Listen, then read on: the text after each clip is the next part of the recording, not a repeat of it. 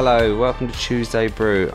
I'm Loki Amos, and this week I'm hosting as Mr. Tyler Souza is gallivanting around Greece with his wife and child. So this week I have a guest in, and this guest came in last week. Are you happy to be here again? Loving it, mate, loving it. Thanks for dragging me back.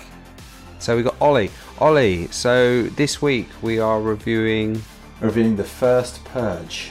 And what else are we going to be doing after that? We've got some trailers to talk about, and Cool. what you've been up to as well. Cool, and maybe some of the news. Let's see what we're up to. Alright, cool. Thank you very much.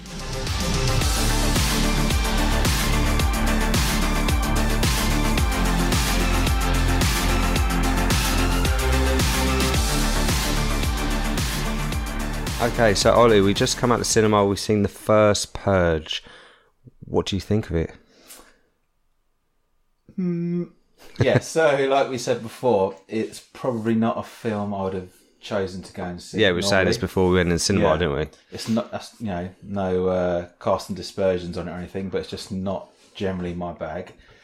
But it surprised me, mainly because I found it really, making quite large or bold political statements, I think. Okay. I found it a lot more political. Probably the biggest anti-Trump administration a bit of propaganda you could make. So it really surprised me in that. I'll probably go into a bit more detail when we do the spoiler review later. What's the film about? Can you give us a brief over? Yeah, so if people are familiar with the first three films in the instalment, the basic premise of this film is it's the First Purge, as in the title, and the government are looking for a way, basically, to decrease the population. The idea they come up with the help of some top psychologist, played by Marissa Tomei, isn't it, I think? Which I thought it is. Yeah, I thought it was a bit of a weird one for her to do, because she's pretty decent. And she's got a pretty good Aunt track record. May? Pardon? Is she Aunt May in Spider-Man? Yeah, and she's an Oscar winner, isn't she? I think, for My Cousin Vinny. Okay. I think. Oh, so yeah, I was surprised to see her in this sort of in this franchise. But so the idea is to have one night of the year. They have 12 hours. Anything goes. Anything's legal. So, even murder. Even murder. Yeah. So violence can reign free. You can do whatever you like to whoever you like, and there'll be no repercussions. They base it on Staten Island. And it's the inaugural purge, basically, the first one, and it's an experiment. They pay the residents to stay on the island, so you can't leave. Yeah, but with that money, that's quite an incentive to stay, isn't it? It is. I mean, it's quite a lot of money for them. Yeah, is it $5,000? Isn't it, to stay? And obviously, if you purge more, you make more. Yeah, exactly. So if you stay there for the whole night, I mean, that could be locked up in your room, not doing anything, you get $5,000 the next day. Sorry, I'm opening your Kit Kat you got, mate. Thanks, mate. 4 fingers as well. Yeah. Your perfect amount. Just once. And then, like you said, if you want to go on and purge some more in whatever way you wanted to, then you get more money. So you're, as a viewer who doesn't watch this kind of film, what was your overall take? Did you enjoy this film? Not especially. It was okay. It was okay. I think there were little bits here and there which I enjoyed, but I generally found it a bit weak, to be honest. Okay. I mean, like I said earlier, I found it was really more about making a political statement with some action thrown in. I think all the films have been kind of like this, because I've seen all of them. I've never been blown away from them. You know, the best one I think was with Frank Grillo in the election purge. I've never been blown. So to me, to watch this, it was a little bit different than yourself, who's never seen one. You kind of have to learn from the get-go what's going on. I know what was going on from when I stepped into the cinema. You know, I know what was going to happen. And I felt like it was 10 new stuff that you already knew for me. So, I'm probably a bit like you, though. I weren't blown away. Yeah, I mean, I wasn't expecting, an Oscar-worthy film or anything. I knew what it was about. I knew what to expect roughly. Yeah. And it stayed at that level, really, for me. It kind of felt like almost two different films. From the first 2/3, you could probably clump together, and it was making whatever statements it was making about society, etc. Okay. And then it turned into kind of a slightly random tower-based action film at the end. Like The Raid. Yeah, but exactly. A lot lower quality. Yeah, a budget version of The Raid. But, which, I found kind of random. It felt like the director had gone, right, we've made our point, fuck it, let's have some fun now. Which I think with the first lot, Yeah. It's kind of like, let's have fun from the get-go, you know, because the purge is already in place. Yeah. So coming in to see this one, I was a bit like, oh, we're going to have to watch fucking 40 minutes of them talking about the purge and building up to it and what's going to happen. So when the action come in, that's when it kind of kicked in for me anyway. Overall, I thought the film was too long.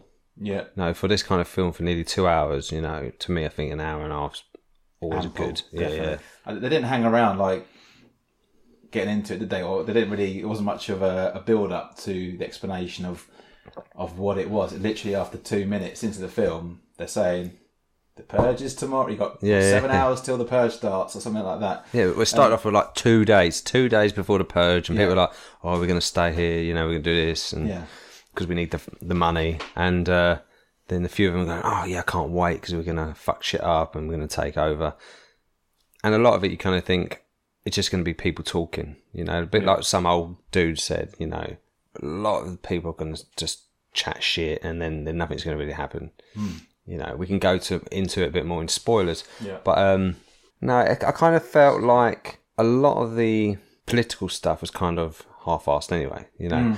I think it had to be because you didn't want to watch an hour and a half of them just talking about preparing to do this purge. How do you mean it was half-assed? You know, oh, look at some protesters over there. And there are people who are going, oh, we want to purge and we don't want to purge. I felt like it was just, we need to throw this in because, you know, there is going to be people who don't agree with it, you know, and... Yeah, I mean, being the fourth, I mean, to explore this idea 4 times, I mean, that's, for me, that seems like it's really stretching it. I mean, that once is quite sort of unique in that whole idea of, you know, legalised chaos, you know, is quite an interesting concept, you know, because I don't think we're far away as a society, you know, from like mob rule. You see it all over society in different aspects, you know, sport, politics, blah blah blah. It doesn't take much for a group of people then to turn into a mob, and then the mob mentality takes over. I've always found that sort of quite interesting, you know, we're literally that step away from primates. So to explore that in a film, like in the First Purge, is interesting. But then to be another 3 films down the line, like, oh come on, man, how can you stretch that out that much? And then you think, okay, the First Purge, I think there could have been more depth to it, a bit more interest as to why they came to that decision and how. I mean, they basically sort of covered it in about 2 minutes worth of film, didn't they? Or maybe there isn't that much there, but yeah, for me it was like a thinly veiled kind of attack on the current regime in America, and we'll go into more like we said later about that. What I think you missed in like the first film that came out of the Purge series, which had Ethan Hawke in, it kind of threw you in straight into the chaos. You know, right? You kind of got told the annual purge was going to happen, 12 hours of mayhem, and Ethan Hawke has got a lot of money, so his house is proper secure. You know, so straight away you're like, okay, and then there's a bloke asking for help, and they let him in, and shit unravels and goes. Okay, I think that kind of film, you kind of thrown straight into it, and that's what I really liked about the first one. Even though the first one's still not great, it was a lot better in the sense of it kind of. You kept you on your edge of your seat for some of it, you know, you didn't know what's going to happen. Yeah, exactly, because you don't really know what's about, do you? You get the sort of premise of it. Yeah. So you've always got that mystery of, well, how the fuck did this happen? Why has society gone like this to a degree? Yeah. So I think you almost, if you've gone through 3 films of this, you almost as a viewer or a follower of the franchise, you probably deserve a little bit more from this film than what you got. You know, a bit more. I think they just make them now because they're going to make money. Of course. You know, you see all these people in there, and you know, everyone, there was people laughing and enjoying, and some of it was just lame jokes, you know. Yep. But it's, as you said, I think the audience deserved more. You know, I expected more. You know, as you say, I've seen this 3 times before. I know that people are going to call shit. Telling you at the beginning of a film that you've already seen 3 of, this might not work if we don't get the numbers. Yeah, it does fucking work. So I've seen the other 3. You know, this is the kind of film that should have been first. Yeah. You know, and they're just thinking, we need to make another film. Who's got a good idea? Someone on the table's gone, oh, let's do the first one. Tell me what it's about. Oh, great. You know, let's do it. Let's talk about actors. Yep. Okay. Who stood out for you? Okay, so you got, I suppose, there's 3 main characters in there in the film. You've got the brother and sister. Yep. Who are living in the sort of, I suppose, the slum, isn't it, really? Yeah. Of the area. Sort of manky old tower block, manky apartment. And then you've got the local gang leader, I suppose, isn't it? Dimitri, played by Wylan or Elan Noel, I think. Yeah. I thought it was pretty good. Yeah, I liked him. I thought he was a good actor. Yeah. You know, and I don't think he's been in much before. I think he's on a HBO series. But yeah, I enjoyed him. I think in this film they may use this as a springboard for him into sort of more action type roles.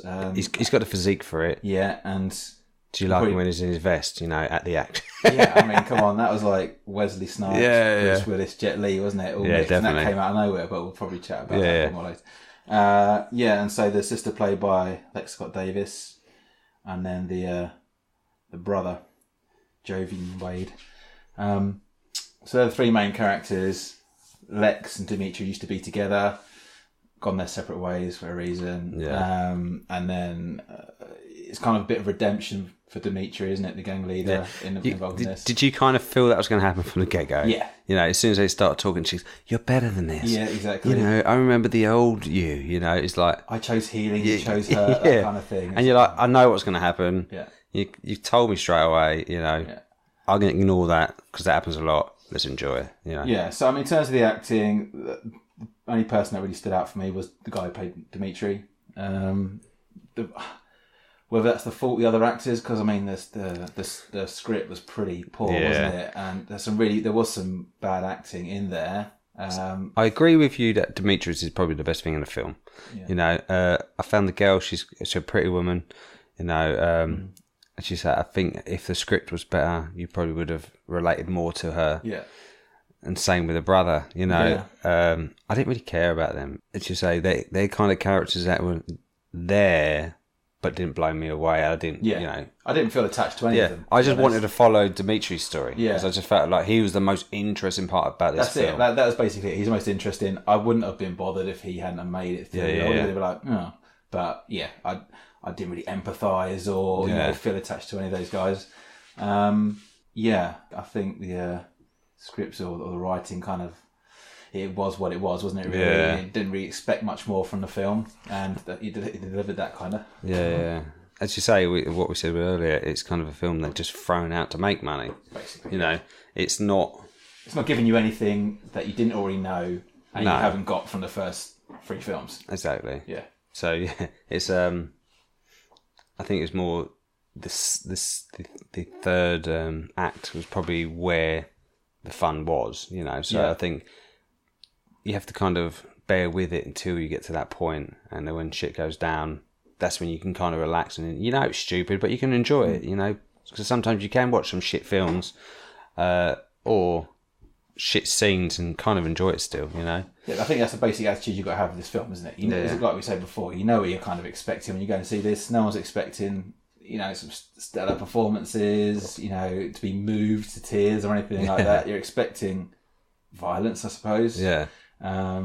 And it delivered that, not as much as I thought it would be. It's a 15, I suppose. But did you think for a 15 that was a bit more violence than you expected? I didn't like it being a 15. No, I thought it should have been 18. Yeah, I mean, there's one scene where Dimitri kills someone by strangling them. Yeah. And it's quite an intense scene. It goes on longer than it normally would. Yeah. And I thought it was a bit uncomfortable. I think as a 15-year-old watching that, I thought that was a bit too much. Because I think there's a 15-year-old girl beside me watching it with her dad. Yeah. And I was like, what are you doing? I wouldn't take my kid to this. That's just you know.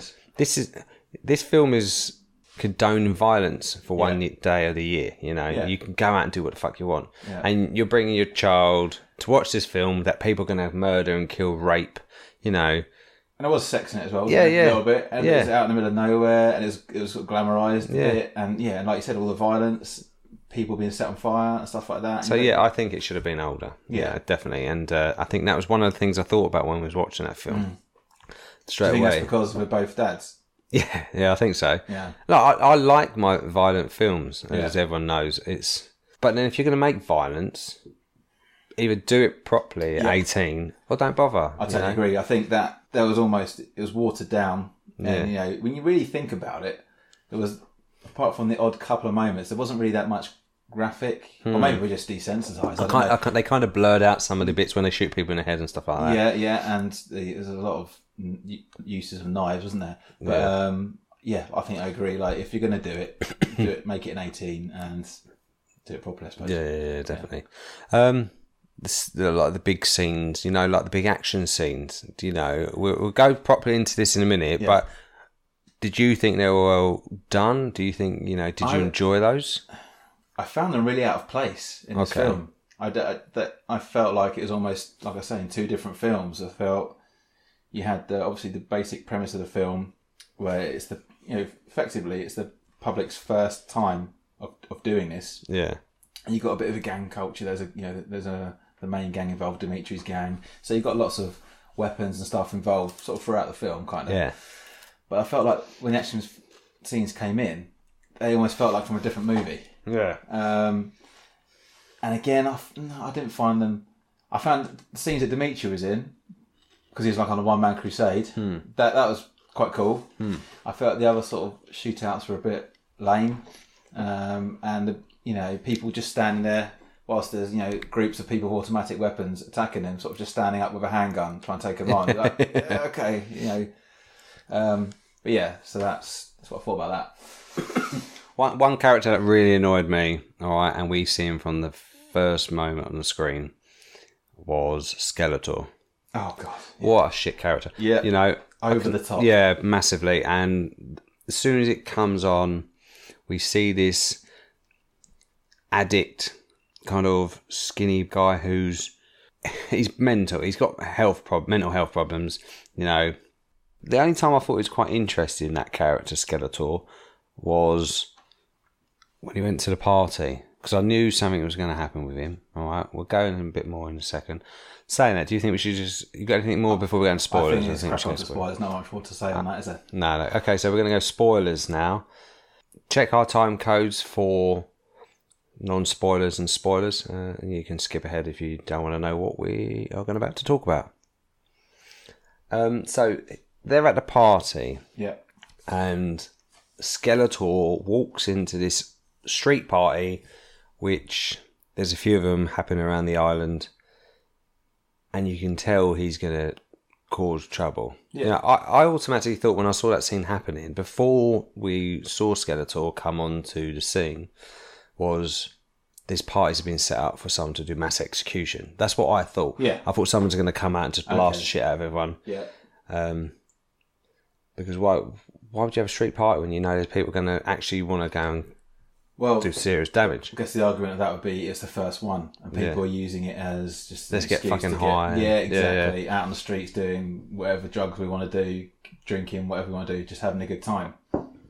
Yeah, still stupid fucking people, aren't they? So we see him walking on, and he kind of seems happy. He's enjoying himself. A young lady starts dancing with him, and he's got like needles. I think syringes, like heroin or something like that, or something. It was a stabbing. Yeah. It just looked violent, and then all of a sudden he stabs that girl, stabs the shit out of a couple. Yeah, a young female and male, and the party disperses. Yeah. What did you think of that scene? Did you know?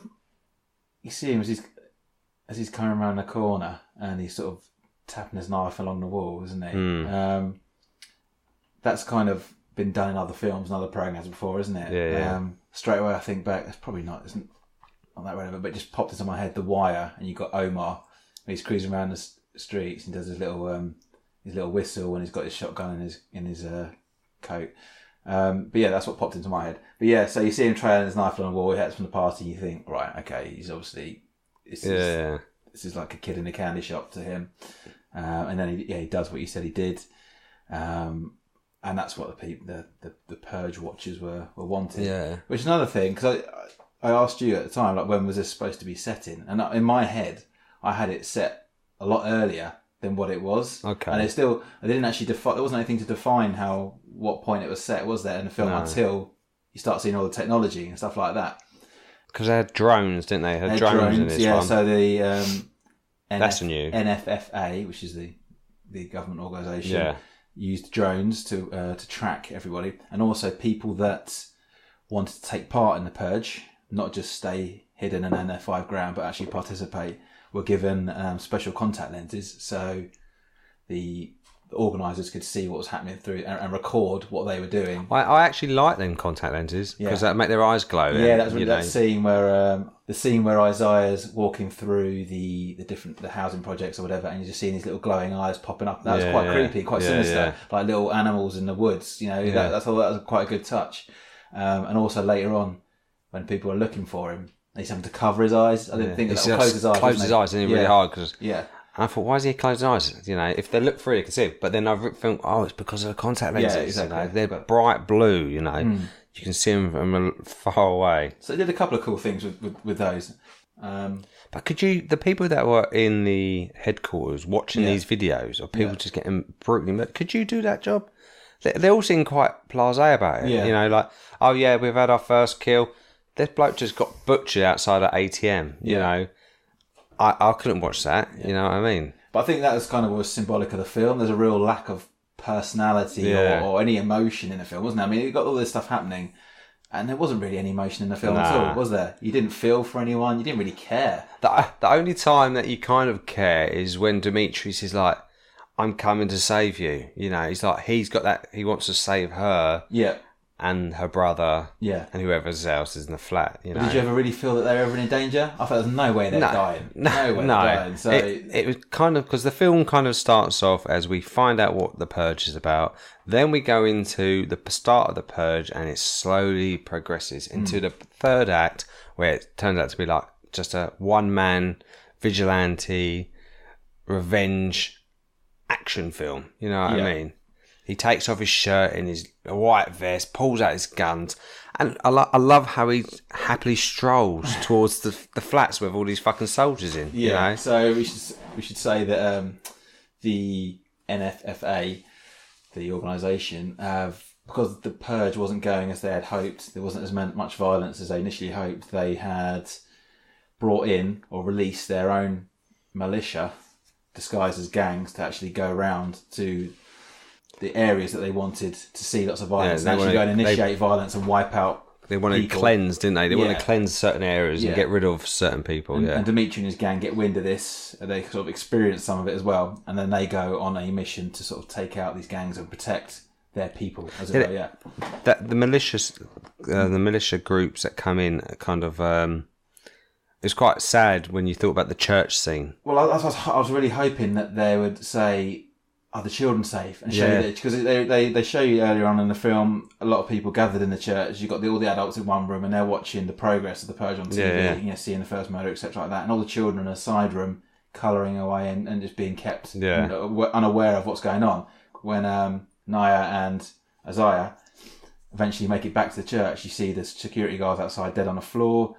They meet up with people that they thought were dead inside, and you're hoping they're going to say, but we kept the children safe or anything like that, but they didn't mention that at all, did they? No, so I guess you have to presume that they were dead, as well, but they didn't allude to that. So I think you should have probably gone one way or the other. Because if they had said, no one survived, or something like that, even the children, then you would have felt, motherfuckers, or you know, or if they said, the children are safe, we've got them out the back, then you said, you would have actually felt something. So there's a missed opportunity there for me. I felt like, you know, the way the ones who did survive, it was a bit of a... Oh, they were shit. Yeah. It's like, how did you survive? Well, I went looking for your skinny ass. Oh. It's like, why the fuck are you leaving the church? Yeah. That's why you're in the church in the first place, because you want to be safe. Why are you going to walk out on the streets? We're talking about their neighbour in the tower block. Yeah. Sort of typical sassy woman, real stereotypical character, wasn't it? Yeah. She'd gone out on her own into the streets in the middle of the purge to go and look for Naya. Yeah. And then you got the other two who were in the church, the mother and daughter. Yeah. Who real weak ass characters. Yeah, and kind of through to you and like how do you say, oh, we just hid into some blood, what? Yeah. You're not covered in blood. You got a little trickle on your face. I thought it was kind of a lazy writing again.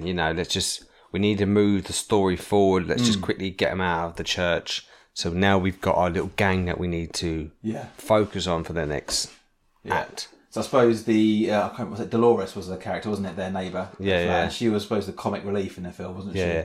She did make me laugh when she was like, pulls out a gun and the woman says it's only got 5 bullets. And she goes, well, it's better than a spatula. Yeah. She's fucking right. Yeah. And there was a couple. Yeah, I suppose she was a light relief, and I use that term loosely. But there was a couple of comments that got a laugh, wasn't there? Yeah.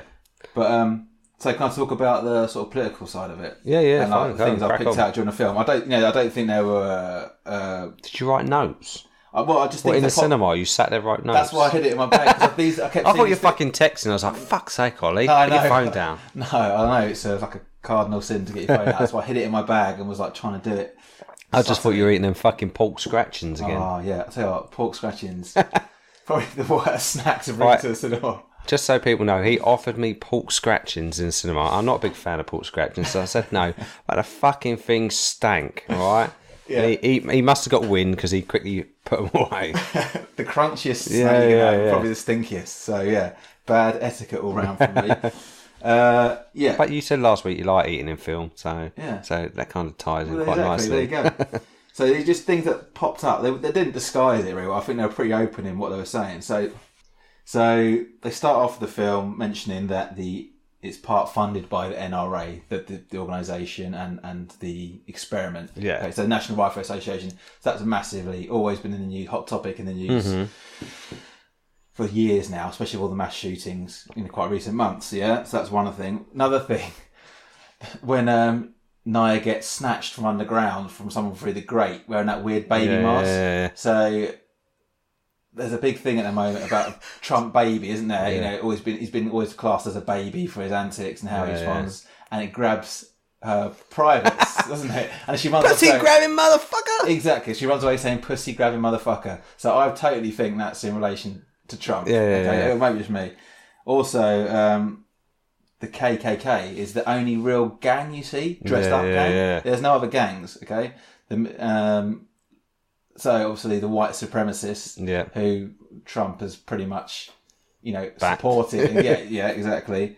You see the police almost as a militia, aren't they? They're dressed up as, a bit YMCA masks. kind of style, bit leverish. The main bad police guy you see shooting up the flats in a long black trench coat, like you see one of Hitler's henchmen back in the day. That's kind of the style coat he's wearing. The police being used almost like a militia, got the kind of face masks, the weaponry, you can't see them blanked out faces, which is something that's happened recently as well. You're getting the police using militia to control protests. There was 6 or 7 policemen ganging up on one black guy who was on the floor, defenceless. Obviously always topical, Black Lives Matter. Yeah. And then there was also the reference to the mercenaries and how they were coming from all over and they're Russian. And that's the collusion of Trump and Putin, Russia's collusion in Trump getting into power. So there was loads of things that were just pointing towards people's, basically digging out. Well, a lot of people fucking hate Trump. Exactly, and this was blatantly for me, which I didn't expect. Yeah, I may be wrong. I may be seeing things that aren't there, but it seemed pretty. No, you got some good points there. As soon as you talk about it, I noticed it a bit more. Yeah, I mean that seemed to me, and they weren't hiding the fact, but it almost felt like that's what they made the film for, and they sort of threw a few other bits in to sort of mask it as a purge film. Yeah, but so that was something that stuck out to me, and sort of going away from that now. I just found the fighting really weird. Like Dimitri and his gang suddenly turned. The film. Remember Equilibrium? Yeah. That's what I thought. When he's done that back. Yeah, he started doing like kung fu gun shit. Gung fu. Yeah. Gung fu, exactly. Yeah, gung fu. And he's doing all these moves. You're like, okay, I don't know where you come from, what you're going about, but you're putting out all these kung fu moves like breaking necks and bones and defending yourself, swatting people away and pulling out kung fu. Yeah. using swords and knives. So people just know he's a gang leader and he deals with drugs and money and power. All right. There's no indication that they're, apart from a bit of boxing, you know, in the boxing gym that he's kind of owns, I think. Yeah, that's right. Yeah, it's a front for his business. Isn't it, kind of thing. Yeah. There's no martial arts kind of thing. It's a bit like, remember the Fast and Furious films? They're all car drivers, and by the fifth, they're like MI5 kind of agents. You know. Yeah. It's just so out of place. You don't know where it's come from. So a little bit of background. It could have alluded to that somewhere, like referenced it, like, but you know, I can't believe you took this path. You know, you come on a special forces. Oh yeah, that sounds cheesy and crap. But do you know what I mean? There's some sort of reference. Do you think, that's where you're learning from? Because all you know, and all they give you, is that he's kind of a street rat that's worked his way up. Yeah. And to then pull out the skills he's pulling, you're like, where the fuck's that come from? I mean, it's enjoyable. But you're also at the same time enjoying it. You're thinking, what the fuck? So if they'd given you some reference to that, you would have just not thought about it as much, maybe. What I liked when he first entered the building, and you can see him whipping around the corners, looking for these soldiers. I like the first time he interacts or encounters the three of the mercenaries, and it's messy. On the stairwell? Yeah, in the stairwell. It's messy. It's not a clean fight, you know. And I like that because it kind of showed you that he wasn't skilled enough to take all of these on. Wasn't prepared, yeah. But then, as he went along, and he's like, I'm going to turn the electricity off, or the light's going to go down. And all of a sudden, these soldiers are standing there, and also you get a knife in the side of the neck, and then shot, you know. Your light's flicking on and off on almost at the time, isn't it? So it's dark for a couple of seconds, light for a couple of seconds. And then he's there. Yeah, so every time in between those flashes, he's polishing another one off. Yeah, yeah. But that stair scene you're talking about, the first one, that's when he does the strangulation. Yeah. It goes over a long time until eventually you hear the, well, it's quite graphic, sorry guys, but you hear the windpipe snap. And it focuses a lot on the guy in his face. It's strange, isn't it? And then that's what I found strange about that. He then takes the guy's mask off and says, that guy, his face bears no relevance. No, I thought it was going to be someone important. Other for me, then he's white. Yeah. That was what it was for me. Because what was the point of taking that mask off and saying, "Come here and taking over"? Fucking with my hood or something like that. This is our town, you know. Something like that. So that was another thing that was the sort of political reference for me as well. Because I thought there's no other purpose for taking off that mask. No, he didn't need other than show that the guy was what, and he happened to be like blonde hair, blue eyed as well. Yeah, it's not going to go to his mate. This bloke on the stairway that I killed, had blonde hair, blue eyes. He's a white fella, I tell you. You know, it didn't, as you say, no relevance to the story. Yeah. It didn't make it go any. Didn't push us further ahead. Yeah, it's just another dead guy. Another political thing for me, and it just popped into my head there. But the bloke who's leading the team, what the fuck was he wearing? Yeah. You know, I kept looking at him thinking, is that the Gimp from Pulp Fiction? Yeah, you know. So for listeners, he was wearing, is like a big guy. He must be like 6'4", something like that, and he's wearing a sort of shin length, long black PVC coat. Like I was saying earlier, I think that was a reference to like I think people may correct me if I'm wrong, but I think that was like a similar to the uniform worn by Hitler's secret police. They used to go around doing the dirty jobs, long black coats. So I think I may be totally off. No, it's good. You know, it could be a reference to that. Yeah, I don't think political at all. You know, I'm not into this kind of stuff. I don't really follow it. So when I saw him, I just thought, this bloke looks proper out of place. What I did like, talking about people wearing different things, was some of the people wearing masks. Yeah. And they kind of said that in the film when they talk about the purges. You're allowed to do what the hell you like, but people still wear masks. Is it because they feel guilty for what they're doing, or what they feel ashamed for feeling the need to kill? But I think that kind of makes it a bit more twisted. You know, when you see someone turn up with a mask. This is the whole, I feel, what their whole franchise is built on, the freaky little mask. Yeah. They're always on the covers and stuff like that, and they felt like they had to mention it and get it in there. That's kind of their thing, isn't it? Yeah. Some of them good, like when you first watch the first few films, and then like turn up like this to the front door, and they're wearing these masks, and they just look fucking creepy. You don't know who they are. They look very smart, but they're wearing some creepy masks. That kind of straight away you're like, oh, this is fucking weird. You know what I mean? And it's different for you, but for me, seeing this before, I kind of know they're going to have masks on. Yeah, I kind of expected that as well. And I suppose it's a competition for them to see if they can get freakier and freakier. And there's a couple of couple of sort of scary-ish ones in there, I suppose. So overall, I give this film probably 1 thumbs down. You know, I'll give a thumbs up for Dimitri Ilan Noel. I'll give him a thumbs up. I thought he was probably the best part about it. But overall, I'll give it 1 thumbs down myself. What would you? Okay, what's the rating system from lowest to highest? Right, so the lowest you can do is 2 thumbs down. Okay. No thumbs or 1 thumb down. You know, no thumbs. 1 thumb up, 2 thumbs up. Okay, so no thumbs is neutral. Okay. And then no, so I would go same as you. One thumb down.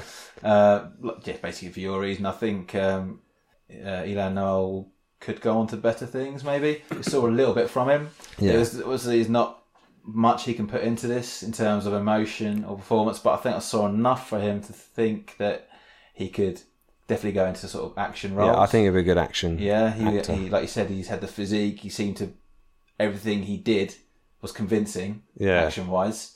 And he had a bit of charisma about him. Yeah, he's got swagger. Definitely I couldn't say that about anyone else in the film. So just for that reason alone, yeah. So it's 1 thumbs down from both of us. Thank you very much.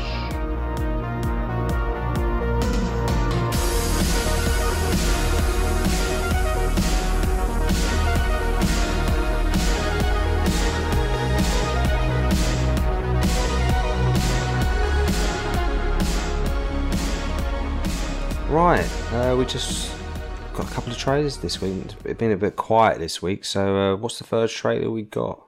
So the first one was Beautiful Boy. With Timothy Chalamet. Chalamet. Steve Carell. What did you think of the first trailer? It looked pretty powerful to me. I mean, straight I'm thinking, I'm going to fight this. It's going to be a tough watch. You know, quite emotional. Already I felt quite emotional just watching it. Yeah. Being like, I suppose, the story seems to be centred around a father and his son going through some sort of struggle, maybe drug related, I think. Possibly. Yeah, like heroin or something. Yeah, and point towards that. And the dad just being desperate in terms of wanting to help his son, understand his son, and get the impression that he's just frustrated, not being able to, and being lost and not being able to, and then maybe the journey of them helping him and getting the boy back to a place where he was before. Yeah, I think the trailer sums up exactly what the kind of film's about. Yeah. Steve Carell is a father of a young man played by Timothy Chalamet, who I think is going to be a superstar. I think he's such a great actor, and everything I've seen him so far is just blown me away. I think he's brilliant. You better learn his name then. Yeah, I'm gonna have to learn it. I tell you, it's hard. It's French. Yeah. Now, have you seen him in Call Me by Your Name? I haven't. No. It's like a gay romance kind of story. Okay. Brilliant. It's a really good film. It's not everyone's cup of tea, but I really enjoyed it. He's a powerful actor for what he can do for his age. You know, he's only young. I mean, the first scene in the trailer where they just sat opposite each other in a diner, and it's quite an emotional scene, I suppose. Yeah. And he's kind of saying to his dad, you know, I'm not what you wanted. You know, this is who I am, but you don't accept that. You kind of always expect me to be. Something else. And already in that 30 seconds that you get, you can see the torture within himself about what he wants to be, what he is, and the struggle that he's got within himself. And then you also see it on Steve Carell and that, you know, the fight that he's involved in to try to get his son back, I suppose. And like I was saying, because he kind of goes on the run, doesn't he? Yeah, I mean, and having a young son myself, I'm watching that. You straight away. When you watch a film, I don't know about yourself, but you immerse yourself in it and try to empathise. Yeah. Really. And then putting yourself in that position is like, oh fuck, I don't know if I can watch that. I think being a father, you kind of relate. You want this kind of great relationship with your son, you know, and any of your children, you know. So when you watch this, you see that he wants to be with his son. He wants to help his son, but his son, you know, thinks differently. I mean, caveat it, you don't have to be a parent to appreciate those struggles. Yeah, but it just is. But from our point of view, you know, you always want that close connection. So he's not got that. So he wants to help his son, but his son doesn't want the help, and he kind of runs away. You know, because it's like, for instance, he says in the trailer, "This is not like cancer. I chose this." You know, so it kind of shows you it's kind of drug related. Yeah. I look forward to seeing that. I think, I don't think it's going to be an easy watch, is it? No. That's the second film of Timothée Chalamet.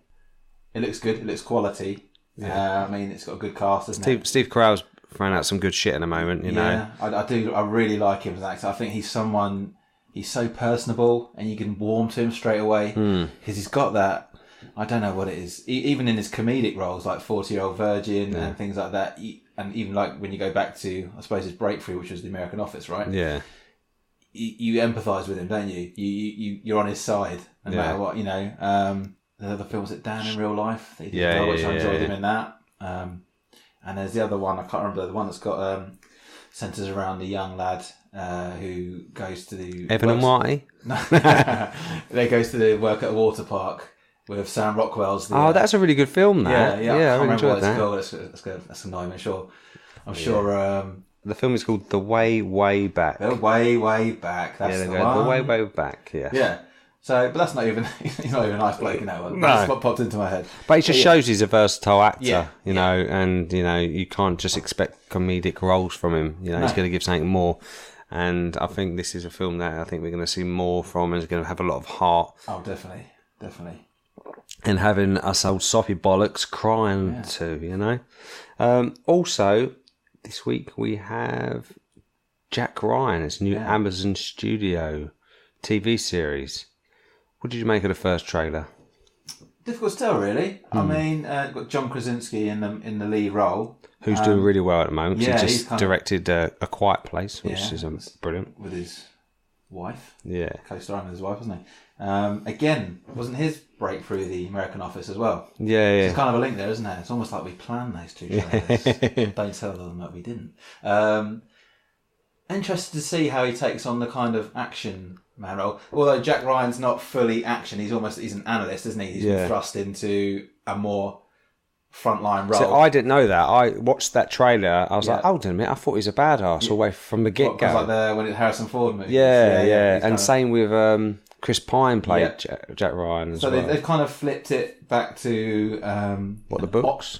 Maybe, I haven't read the books personally, so can't give a viewpoint on that. But it seems like they're going for more of a, not a nerdy type guy, but basically an analyst who sits behind a desk, 9 to 5, whatever his job is for the CIA, and then is thrust into frontline in order to try and infiltrate a terrorist cell and. But I've seen him in the Michael Bay directed film 13 Hours, which it shows he's good at action. Yeah, and it also showed that film kind of to me was 13 Hours kind of showed that he isn't just a comedian, you know, he's a comedian. Don't know why the fuck I said that. That's funny, so it worked. I don't know why, you know, when that film he kind of showed he's ripped, he's buffed up, you know, he's taken a bit more seriously. I think it was odd without a beard, you know. I think he looks so much more badass with a beard. And this, he does look a bit more analyse-y kind of look to him. So maybe that's what they should have gone for. Yeah, but he's got the build for it, I suppose, isn't he? Tall guy, pretty. He's got a sort of athletic build. To do maybe they're going to do the scene where he rips off his shirt and wearing a white vest, a bit like Dimitri in the First Purge, and he's going to run around just hauling ass, kicking shit. You know? Gung Fu. Yeah. Gung Fu's big now. Is it? Yeah. Okay. But it looks okay. I mean, they didn't give too much away in that trailer. Nah. It wasn't that much action of him, or that you see him involved in action. You see him getting beat up a little bit of sort of posturing with the gun. But it's also got Wendell Pierce from The Wire in it, another series and movies. He's always good value. He's great. So he seems to be... Is he a comedian as well? I don't know if he's a comedian. It's going to be an 8-parter. It premieres in August, the end of August, the 31st, on Amazon Prime. Does it give any indication if it's 8-part, one series and that's it, or...? It's already... looks like it's got 2 series greenlit. Well, apart from that, I think that this is kind of a quiet week for trailers. Yeah. So hopefully next week we'll have a bit more. Cool. I'm looking forward to watching A Beautiful Boy. Yeah, I think I'll definitely be watching both these things. Brilliant, cool.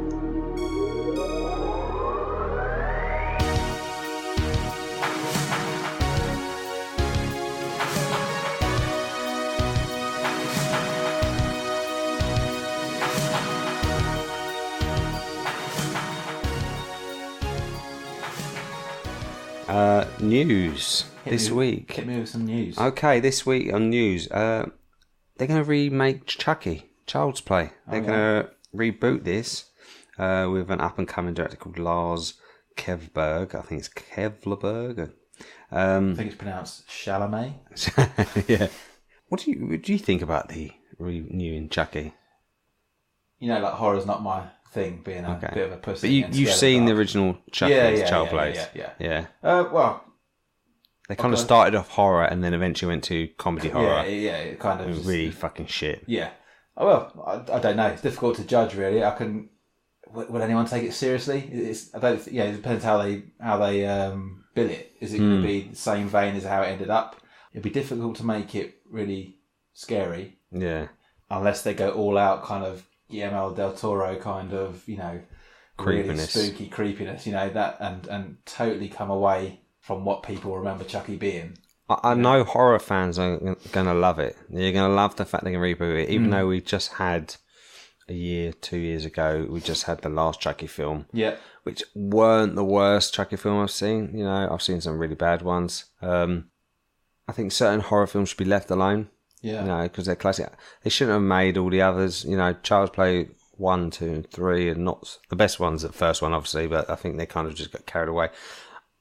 As you say, I don't know where they're going to lead with a new reboot. It's just for the new generation, isn't it? Yeah. So it's how old was the original one? Must be like 20, 30 years old. Yeah.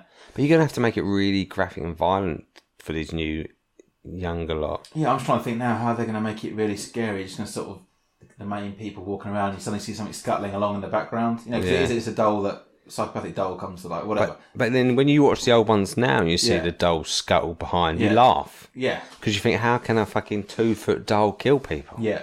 You know what I mean? Especially when you find out that it is possessed. So I'm more inclined to think they're going to go down the creepier route. Yeah. That just seems to be what they're doing, like with the It remake. That was pretty creepy, wasn't it?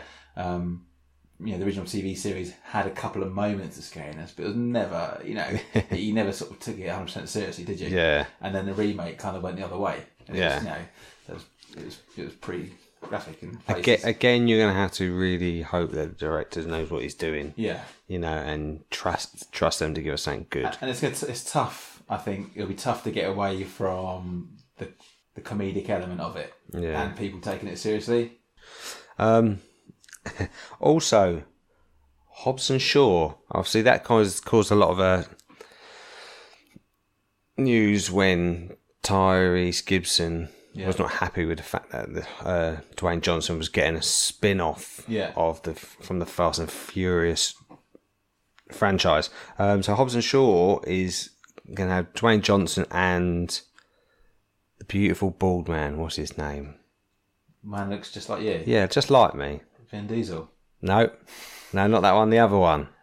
Transporter bloke. Oh, Jason Statham. Jason Statham, yeah. So he will play Shaw, and then obviously he's not. Does that mean you have to put on an American accent? I don't think he is. He's English. Because did you watch the last Fast and Furious film? No. He had Helen Mirren in it as his mum. Yes. All right. So they're English, and you got Dwayne Johnson's Hobbs. I think they're going to be teaming up and taking on the baddie, and the baddie has come out to be Idris Elba from Luther. Yeah, yeah. Although I don't think he's done anything as good as Luther. No, in any of his films or anything. Do you? No, I don't think so. No. Luther, the first 2 series were great. Yeah. They're redoing another series. Obviously. Yeah, I like the latest series as well. Yeah, but the first 2 are standout. Yeah, but I don't think he's done any work as good as that, to be honest. He's never had major roles really, apart from Molly's Game. He's not bad in Molly's Game, which is Jessica Chastain. Yeah. Chastain. I'm fucking shit with names. Yeah, Stringer Bell and The Wire. He was decent at. That's quite old now with The Wire, isn't it? Yeah. And Vanessa Kirby. I don't know what she's from. Okay. She's joined on as well, so it'd be quite interesting to see. Do you think who these characters? Do you think that'll be sort of tongue in cheek action, sort of comedy? Oh yeah, it's going to be Fast and Furious style all along. Okay. So it'll be interesting how they go along this route. And this will be set after. I think after the last film, because the next film in the franchise of Fast and Furious has been. God, another one. Yeah, mate, they're going to make these every director's going to be able to direct one of these Fast and Furious films because they're going to keep churning them out because people enjoy them. If you realistically think about Fast and Furious films, they're whole shit a lot of the time, but they're good action. People like the action and enjoy it. So it'll be interesting to see how this Hobbs and Shaw film goes.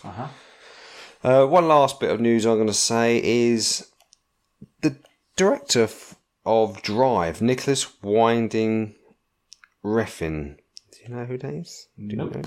He's the director of Drive and Only God Forgives and... Like Drive.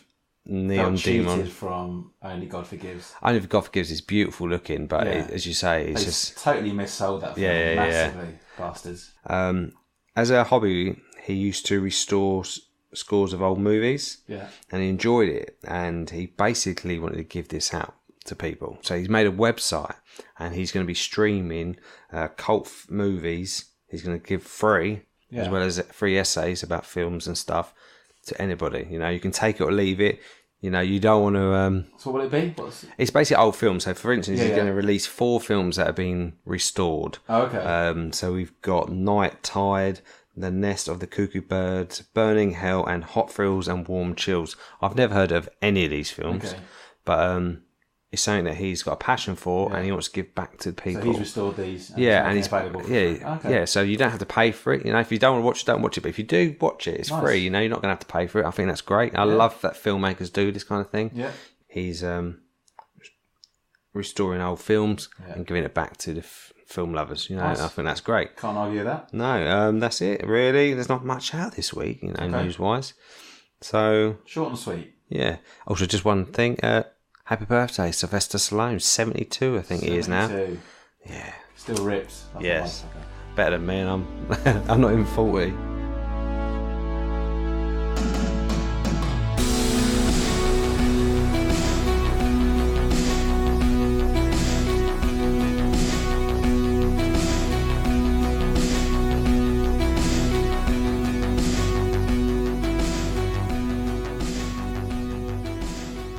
Okay then, Mark. So this week, what you been up to and what you been watching?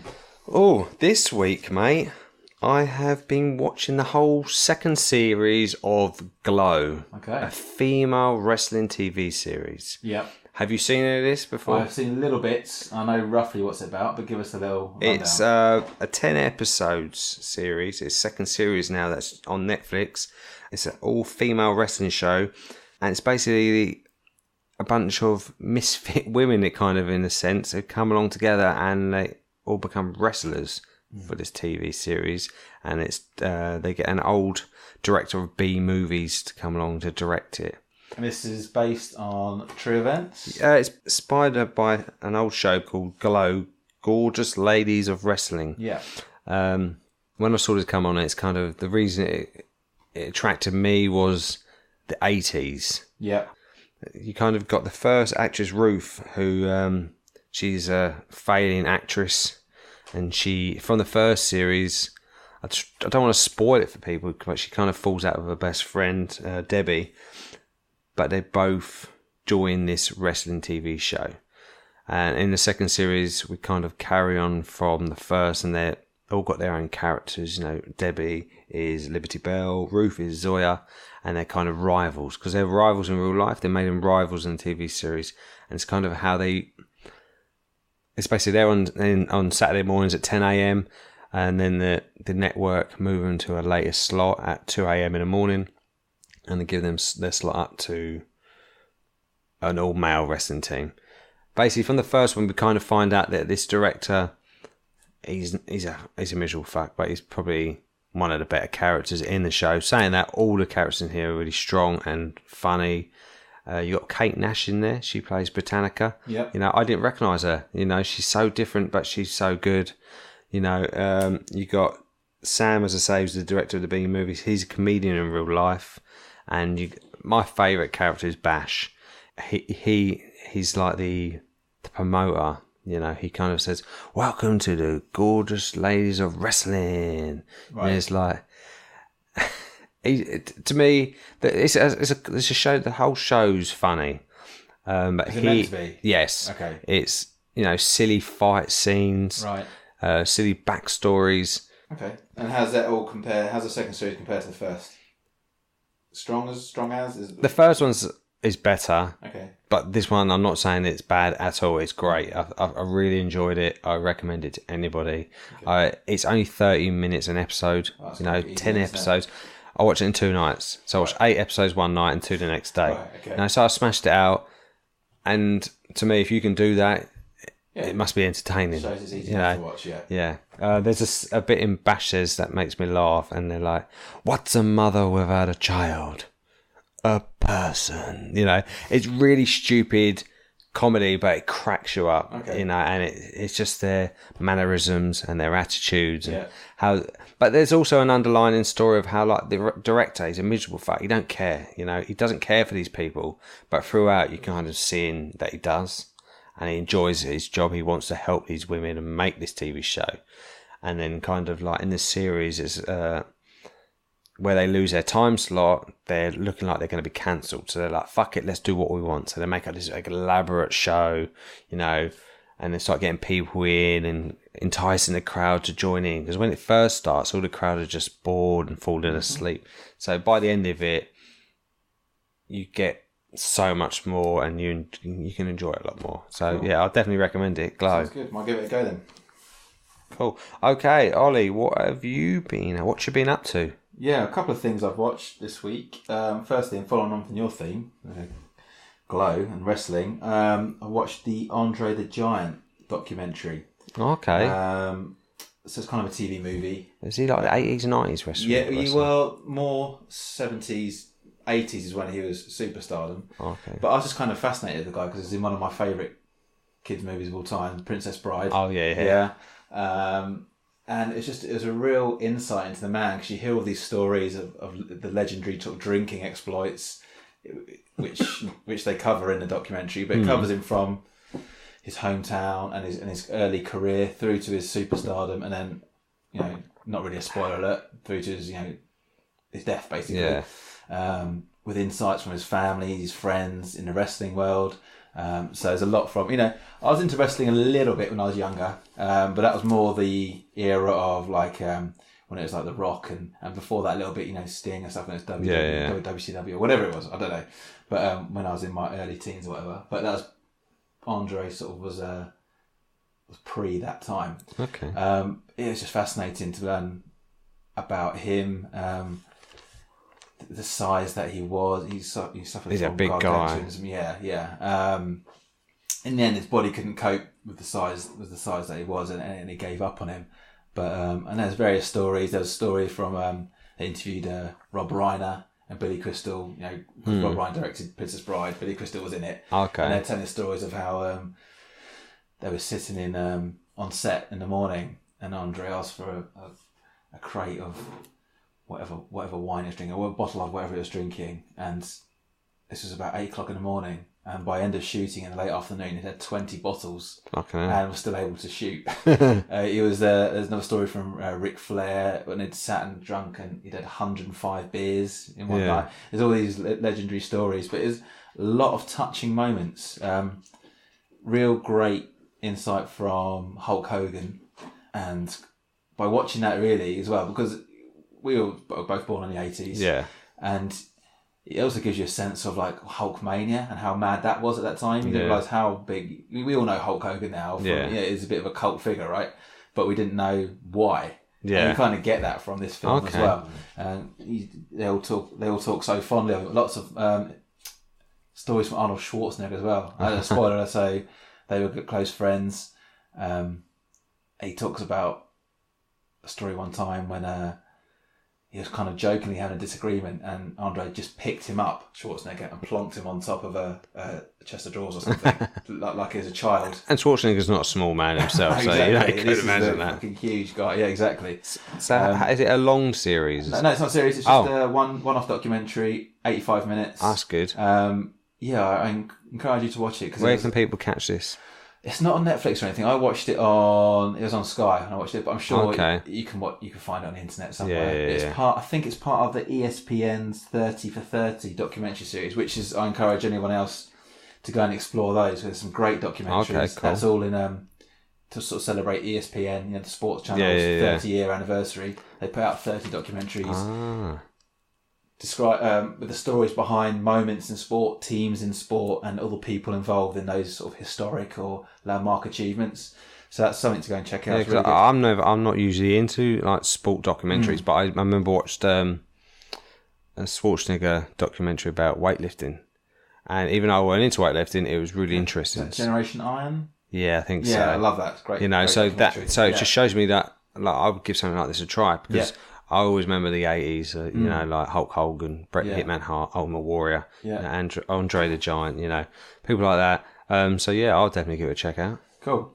So that was one of the things I watched. The other thing I watched was the first episode of Preacher Series 3. Adam recommended this last week, didn't he? Yeah, that's right. It lived up to my expectations. I'm a big fan of this series. Probably my favourite series out there at the moment. I think the first two were stunning. Obviously adapted from... Yeah, I've not seen the second series. So I'm not going to give you any spoilers, but basically... his grandma, Jesse, the main character, he goes to seek out his grandma for help, and then you're introduced to a whole new bunch of characters. Okay, cool. And it starts off bang straight away, in your face, and then introduces a couple of new characters where you're like, whoa. Okay, that's cool. So I haven't really described it very well there, but I'm just wearing. It's hard because obviously it's the first episode. You don't want to give anything away. Have you ever read the comics? Some of them. Yeah. I've not read the comics. I've just heard that they kind of shy away from it a little bit and go a little different direction. They take it a little different direction. That's good. I don't think it's any the worse for it personally. No. I enjoyed the first series. I just haven't got around to it. So much I need to watch, but I don't know how I managed. Yeah. So that was my second one, and I was really pleased it lived up to expectations, and hopefully the series is going to continue in the same vein. Great. Thank you very much.